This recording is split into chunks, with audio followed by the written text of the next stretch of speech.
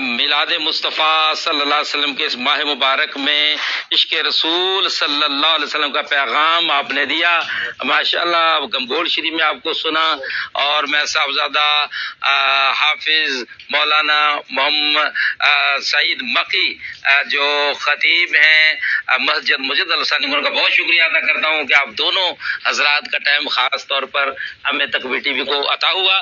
تو حضرت یہ میلاد مصطفیٰ اس کی بھی بڑی برکات ہیں، لیکن اس کا جو پیغام ہے سیرت مصطفیٰ صلی اللہ علیہ وسلم، میں چاہوں گا کہ ہمارے ناظرین و حاضرین کو آگاہ فرمائیں، اور اگر اس دوران حضرت قبلہ پیر صاحب بھی آگے تو پھر ان کو بھی انشاءاللہ تعالی آپ سے ملوا دیں گے. ٹھیک ہے نا جی؟ جی جی جی جی. محترم محمد رمضان صاحب اور حاجی محمد رمضان صاحب دباغ، اللہ رب العزت کا شکر ہے کہ آج ہم لوگ یہاں حضور علیہ الصلوۃ والسلام کی محبت میں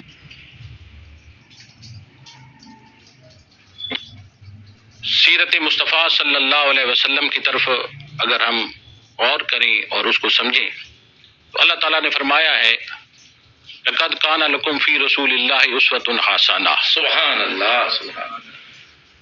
میرے محبوب کی زندگی پاک، سیرت پاک آپ کے لیے بہترین عملی نمونہ ہے. سبحان اللہ.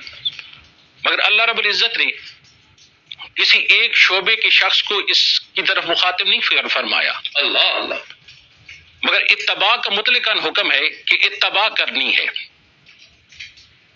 اب اتباع میں دنیا کے اگر شعبوں کی طرف جائیں تو کوئی ڈاکٹر ہے، کوئی انجینئر ہے، کوئی فوج کا جرنیل ہے، کوئی استاد ہے، کوئی کسی شعبے کے ساتھ منسلک ہے، کوئی کسی شعبے کے ساتھ منسلک ہے، مگر سب کو حکم ہے کہ تم نے اتباع کرنی ہے.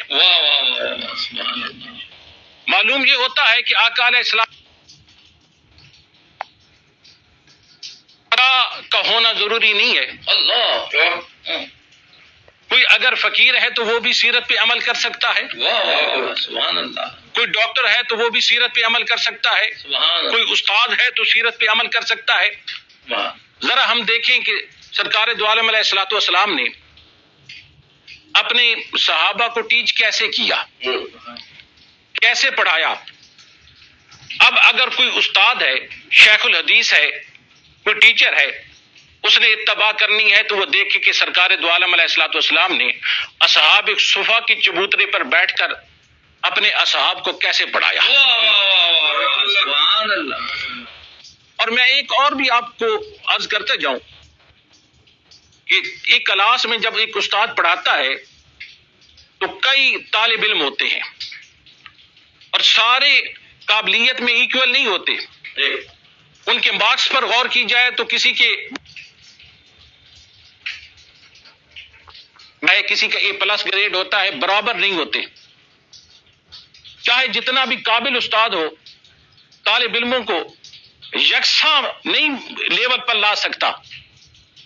مگر سرکار دو عالم علیہ الصلوۃ والسلام کی ذات اقدس کو دیکھیے کہ سرکار دو عالم علیہ الصلوۃ والسلام نے اپنے صحابہ کو کیسے پڑھایا، کیسے سکھایا، کیسے تعلیم دی اور اس مقام پر لے گئے. تو سرکار دو عالم علیہ الصلوۃ والسلام نے فرمایا اصحابی کن نجوم، صحابی ستارہ ہے، اقتدیتم اہتدیتم او کما قال رسول اللہ صلی اللہ علیہ وسلم، جو جس کے پیچھے چل پڑے گا منزل مقصود تک پہنچ جائے گا. سبحان اللہ سبحان اللہ. تو منزل مقصود تک پہنچ جائے گا. اب کیسا پڑھانے والا ہے اور کیسے پڑھنے والے ہیں. اور یار جب اللہ رب العزت جو ہے وہ اپنے محبوب کی جو صحابی ہیں آتا ہے رضی اللہ عنہم ورضوا عنہ، میں ان سے راضی ہوں، یہ مجھ سے راضی ہیں. تعلیم مصطفیٰ نے دی اور ان کو اس کمال تک پہنچایا کہ رہتی دنیا تک وہ ایک ستارے ہیں، ان کی اقتدا کرنی ہے. اور جب ڈگری دینے کی بات آئی تو اللہ نے فرمایا میں ان سے راضی ہوں، یہ مجھ سے راضی ہیں.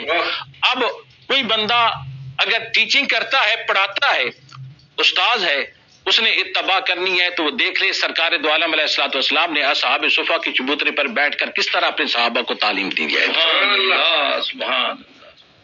اگر ہم ایک فوج کا جرنیل ہے تو وہ کس طرح اتباع کرے.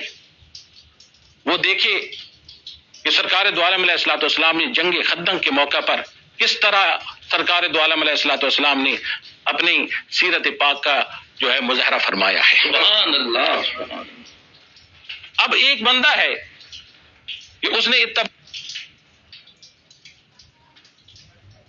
وہ یہ دیکھے کہ جب 1,24,000 صحابہ کے ساتھ سرکار دو عالم علیہ الصلوۃ والسلام فتح مکہ کے دن آئے ہیں تو اس دن سرکار نے کس طرح مظاہرہ فرمایا ہے۔ اس دن سارے سرکار کے مخالف تھے اور ان میں سے وہ بھی کھڑے تھے جن سے سرکار نے چابی مانگی تھی کعبہ پاک کی مگر انہوں نے نہیں دی تھی۔ اور آج میرے آقا علیہ الصلوۃ والسلام ظاہری طور پر فل پاور میں ہیں، جس سے چاہیں بدلہ لے سکتے ہیں، پر سرکار دو عالم علیہ الصلوۃ والسلام اس دن اعلان کرتے ہیں جو ابو سفیان کے گھر داخل ہو جاتا ہے اس کے لیے بھی امن ہے۔ اور جو جب سرکار چابی مانگتے ہیں تو وہی چابی لے کے آتا ہے جس نے سرکار دو عالم علیہ الصلوۃ والسلام کو چابی نہیں دی تھی۔